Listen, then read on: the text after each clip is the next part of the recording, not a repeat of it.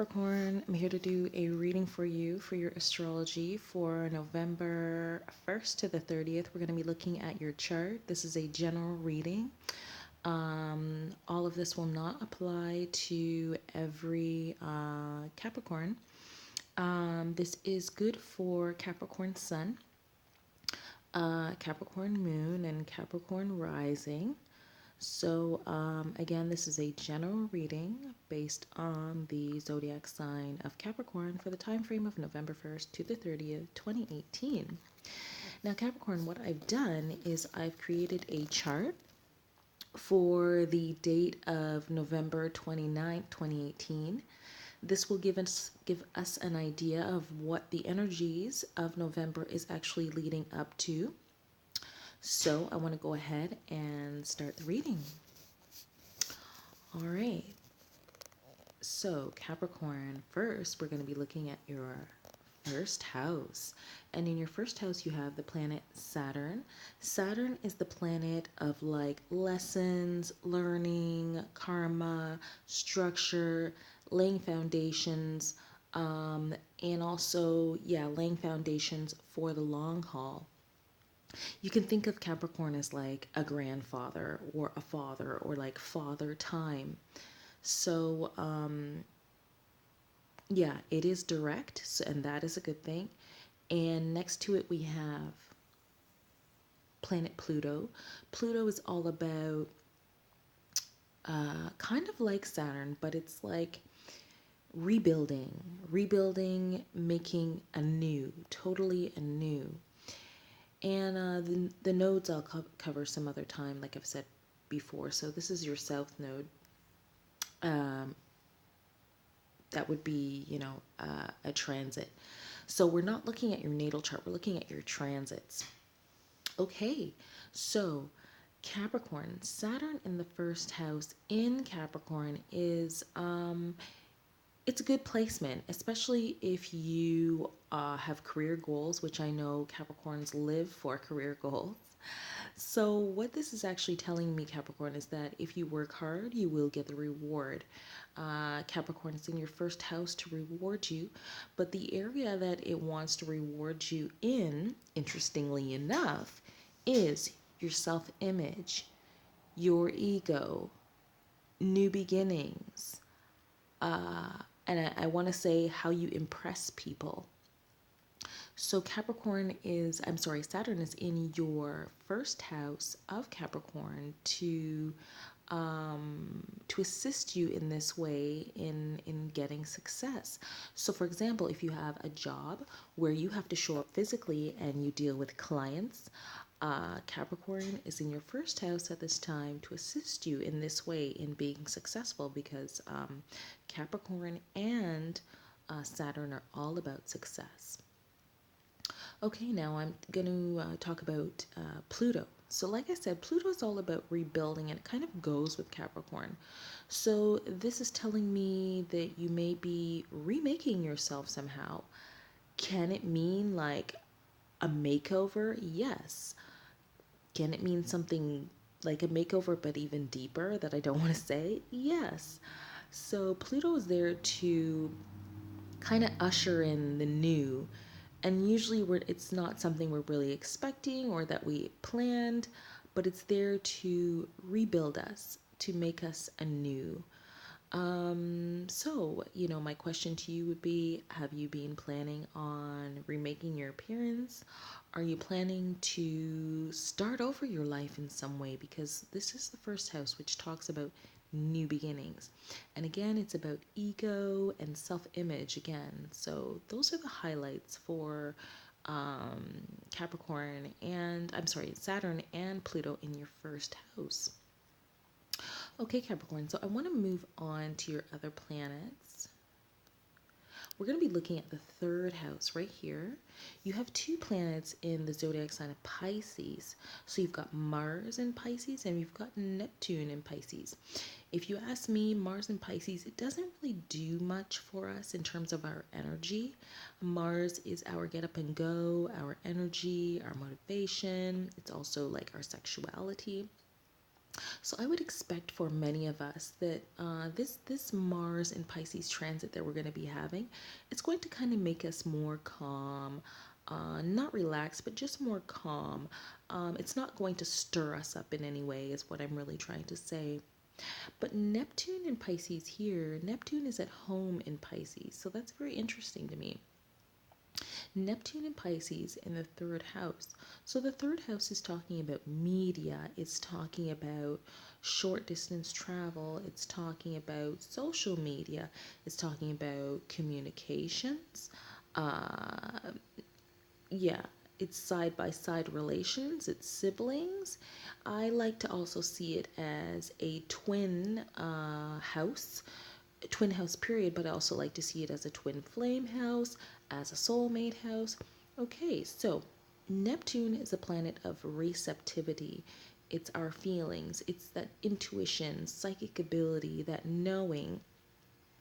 At its worst, it can make us kind of not sure about things, but it is direct, so the effects should be positive.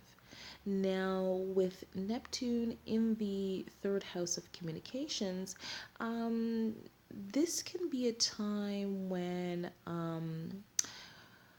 we may be kind of wanting to connect with people on more of a soul level, for one thing. And it looks like this could be with our siblings or those who we consider to be very close to us. Like I was saying, a twin flame, a soulmate, even a twin. If you have a twin, we may be connecting more on a deeper level with these people. It can also mean that if we're in a business where we use the media, where we communicate with people kind of on a regular basis, like YouTube, yeah, that maybe we want to incorporate more of an authentic feeling connection or type of communication for whatever reason. Because again, Neptune is all about receptivity, feelings, a psychic ability, that inner knowing. So, like I was saying, we may be feeling more like, instead of communicating the way we normally do, like we may be using more of our feelings. I mean, what's coming to mind as I'm hearing myself saying this is we may be entering a phase, actually, or a time period, short or long, I'm not sure, where we're all kind of more in tune with things. We're in terms of each other and in terms of the way that we communicate.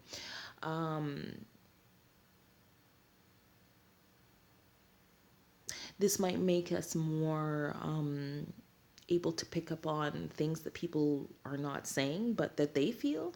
So, yeah, again, it's about receptivity, whatever that means to you. Now, this can definitely be beneficial if you're in a business where you work with other people, especially face to face. Sometimes clients or people who work for us don't want to say certain things, but if we can pick up on it, we can kind of use that to our advantage. So that's the key here, not using it against a person, but using it to kind of help in communications and assisting, and yeah, hey, to make our business flow better. Why not, right? So, yeah, with Mars in the third house there, you could find yourself connecting more with your siblings. You could find yourself kind of in a daily routine that has you, yeah, just kind of staying sturdy and staying routine. Um, you could find yourself with Mars in the third house. Yeah, I want to say traveling short distances, but that would usually mean uh, work related, but it can also mean taking time off to do road trips. Could find yourself doing more road trips at this time. Why not? They're cost effective and you still get to get away. So anyways, Capricorn, I want to get off of that third house there. Let's look at your fourth house, and here we have planet Uranus. As I've been saying in all of my readings, planet Uranus is not fun. We all had to go through it. We're all still going through it. It's not fun.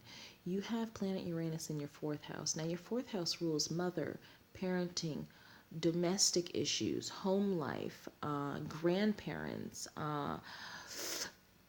it's not really marriage, but it's like the relationship between two people who live together and who are in a relationship.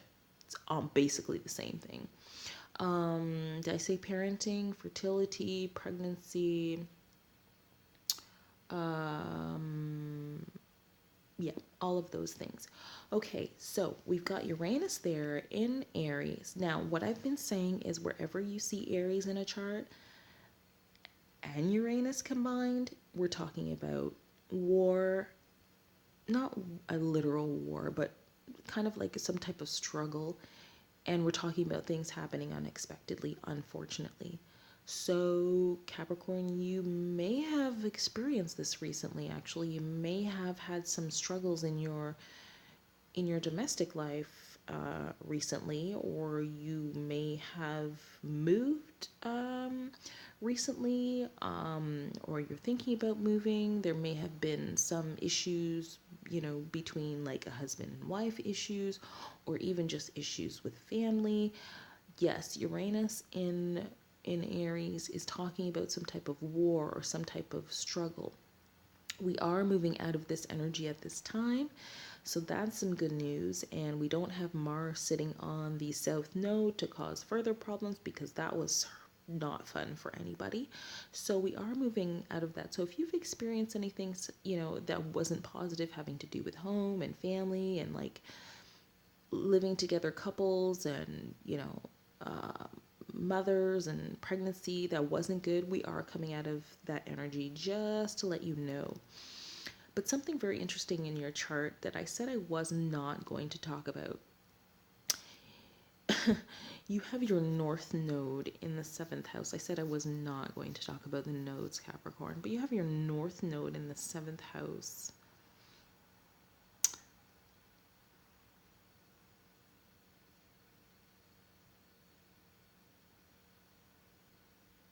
If you're single,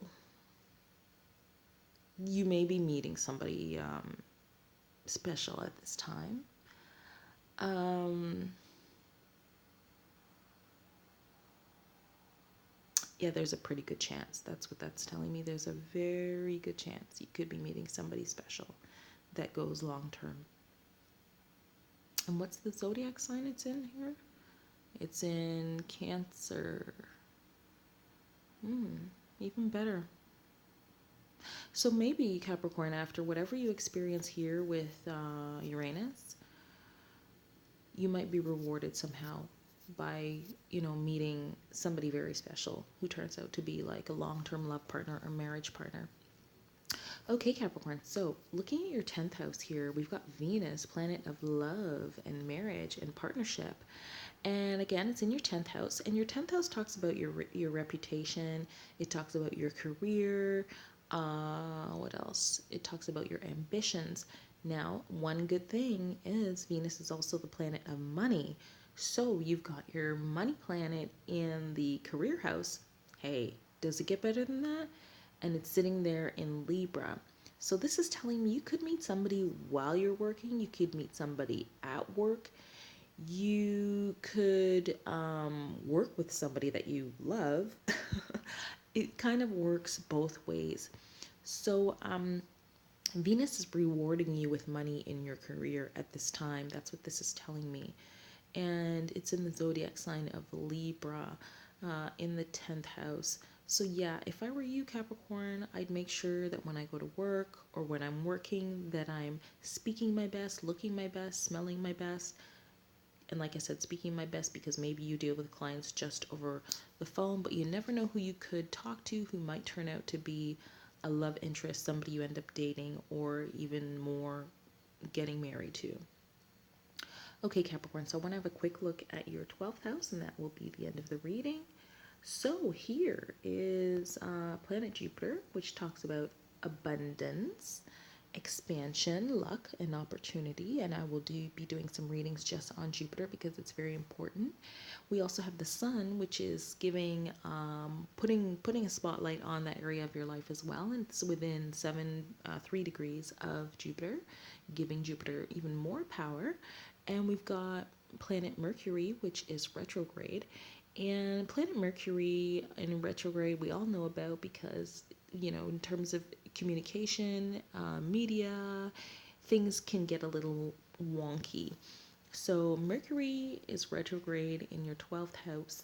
The 12th house can talk about escapism, it can talk about the subconscious, it can talk about being very deeply spiritual. There is some other sides to the 12th house, though, where people get too caught up in things, thinking of the negative. But what I would say to you at this time is having Mercury there means that you're actually more in touch with your feelings and your intuition, and you're probably even able to express that. And you may be doing some interesting things like people call it automatic writing or channeling. Um, you could be find yourself also investigating things such as like spirituality, psychic ability, intuition, and how to tap into your own at this time. Mercury in the 12th house, yeah, like I said, try not to get too deep into things where you find yourself uh, kind of getting way too deep into the spiritual realm and finding yourself maybe even wanting to be disconnected from the physical reality. Yeah, Mercury in the 12th house can cause those things, so just keep that in mind.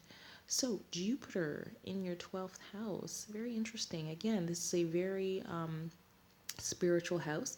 It can talk about the spiritual guru within you.